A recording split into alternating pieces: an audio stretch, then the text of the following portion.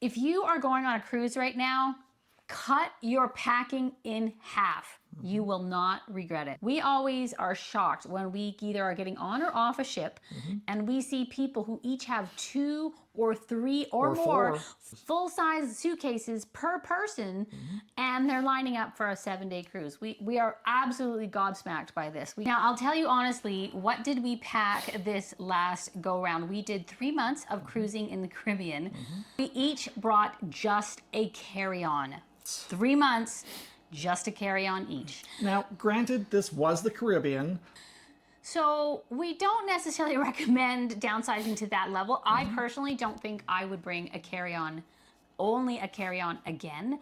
I think that was maybe a little bit too extreme.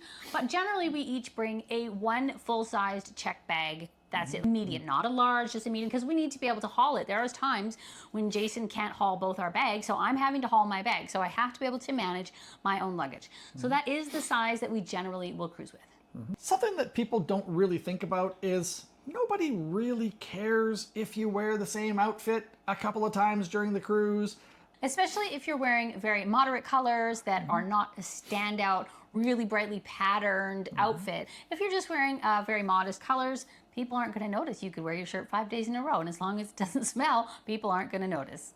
For men, we understand that you're on a vacation and you feel like you're in cruise mode. So this is a time where we see a lot of men pull out something like their Hawaiian shirts. We see a lot of that, and that's fine, but that is going to be harder to mix and match. So keep in mind, the more print, the more color that something has, the harder it is to mix and match. So make sure that that has a proper place in your wardrobe, or if you really want to bring one, just bringing one. Another thing we'd recommend is for your dressy formal wear, cut it in half. We would suggest to bring maybe 2 outfits if you're going on a couple of week cruise. Now, okay, ladies, I know this sounds like crazy talk, especially for those of you who like to glam it up, and I am in that boat all day long. I know for the formal nights, you might be wondering, how have I pared this down? Here's what I do. I'm going to be really honest with you. I travel with 2 formal dresses. Generally, one is going to be a little black dress. The other one may be either a light color. In my case, currently, I have a red one, but we switch them out as we go along. Now, what I will do to change up the look each time I wear the same dress is I will wear a variety of different things around it. So I've got some sparkly jackets, some really shiny scarves. I've even got wraps that I can button up and they wear like a cape, and that one always goes over really well, but yet it's still useful because it's a wrap and it folds it really small. So this brings that pop of color, this brings that elegance. You can buy these types of things with shimmers and sheers, and yet they're really small to pack and they really change up the look of a little black dress. Now, bulky jackets is a big area that we see a lot of people make a mistake. That could be your outdoor wear jacket, because some of those, if they're a thicker layered jacket, are gonna be quite heavy to pack. But we even mean men's dress jackets. So when Jason first started traveling, you're wearing the men's suit jackets that you might wear to work, right? So they tend to be a little bit of a heavier fabric, and they're gonna have some bulky pads maybe in them, and they're gonna be really hard to pack. And we've pared that down significantly now, where he wears very thin, like linen or a very light style jacket. So that is going to be your vacation only jacket. It's not going to be a work jacket. And it's much easier to pack, and he still has something he can wear for those formal nights. They still look good, but they're very light. And I generally try to choose them in a color that goes well with pretty much as many outfits as I can, so that it doesn't feel like you have to have one for each color pant that you have. Okay, we no longer pack 5 pairs of shoes, okay? I no longer pack 5 pairs of shoes. So for those of you ladies who are going, how can you do it? I'm gonna tell you right now, here's what I pack for my shoes. When I'm in generally a warmer climate, which is most of the time, I will pack 1 pair of flip-flops that I can wear at the pool, that I can wear at a beach, that I can wear somewhere in or around water. And they're generally a bit sparkly, so she can actually wear them around the ship as well, and still feel like she fits in. I could wear them with a dress or a skirt. The second pair of shoes that I will bring on board is going to be a more formal shoe. Now, this is a tricky situation, ladies. I'm going to be really honest with you, because if you get too formal, you can only wear it on formal nights, and you can't wear it with just a really basic sundress around the ship. So this is where you have to kind of really hit that middle zone. You want something that is casual enough that you can wear it with just a really light sundress or a little skirt, but it can also dress up enough that you can wear it for an evening event. So you're generally going to pick this in a really neutral color. Perhaps it will have a little bit of shimmer or some sparkle to it, and that will be your formal pair.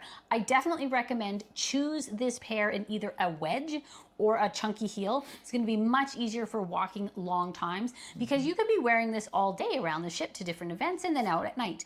So make this a shoe that is comfortable but still looks very attractive. The third shoe that I pack with me is going to be a walking or running shoe.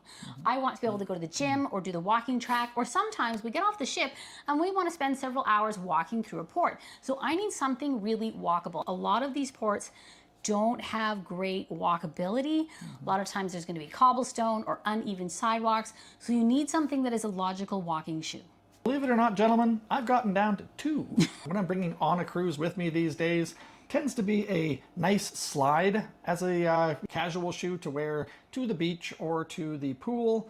And then what I'll generally bring is more of a dress sneaker, nice enough that I can wear with a pair of pants to go to dinner. Still, it's something that I can actually wear if I'm going to go to the gym or go walking as well. So those dress sneakers they've come out with now, generally a leather type sneaker, they look great and people are wearing them with suits, so you can get away with it. We're going to talk about what we have stopped packing and what we don't miss. In the beginning, I brought a lot of stuff crammed into my bag. And I remember when we first started, I would have a shelf maybe designated for shirts and tops, and the whole shelf would be crammed all the way to the back, and I had layers, and I thought, when am I ever going to dig back there and get that shirt, or when am I ever going to look for something I can't even see? Now, something that we never bring on a cruise, and honestly, we're very surprised when we see cruisers wearing these clothes, we do not bring jeans. Now, part of the reason is they're really bulky to pack. Heavy. They're really heavy. Part of it is that most of the time you're going to be unlikely to actually wear them when it's really warm out. But the biggest reason we don't bring jeans, washability. They are really difficult to wash. We no longer bring full-size toiletries. That could be anything from your shampoo, your hairspray, to your face cream or your night cream.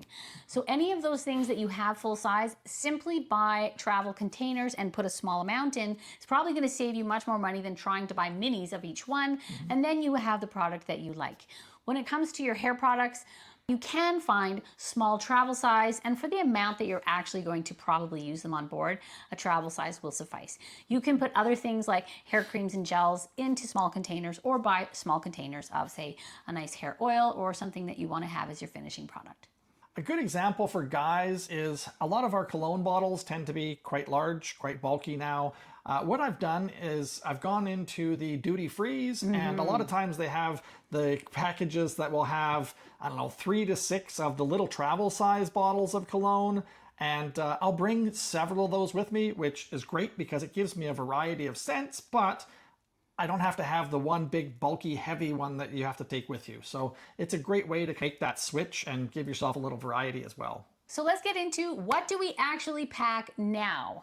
A big one for us that we've kind of gone into now is we do more of a capsule wardrobe style. You know, we try to find outfits that we can mix and match between different things so that everything goes together. That way you only really have to bring a few pairs of pants and a few shirts, but all of them go well together so it doesn't look like you're wearing odd clothes.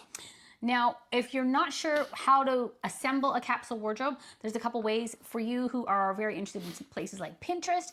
You can go on Pinterest and you can find all sorts of capsule wardrobe ideas. But another thing that we've done, especially me, to be honest, I don't have a great eye for fashion, and sometimes my stuff, it's mixing and matching in all the wrong ways. So what I will do is I will actually try on several outfits and go, okay, I want to bring this shirt. Can it match with a minimum of 3 bottoms or 3 tops? If it can't, it doesn't make it in. And that's served us very well, actually, over this last year or so. And it's really helped us to minimize how much we pack on our cruises. Your taupe, your navy, your black, your white. Those are kind of your basics to start your wardrobe with. And you can have your pop of color in other ways. So like I mentioned, sometimes I will wear scarves.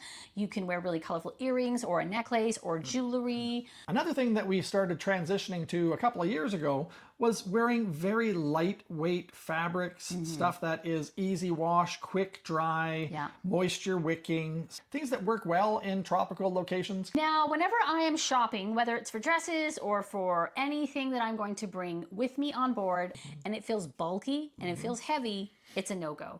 And if I'm not sure, if I go, oh, it kind of feels light, but I'm not 100% sure, I'll take it off of the rack and I'll wrap it up and I'll say, how much does this fold down? And if it's still bulky, it goes back on the rack. But if it's something that actually can get down pretty small, then it might be a fit. So tell us, what's one thing that you always pack but you never ever use? Tell us in the comments. We've all got one.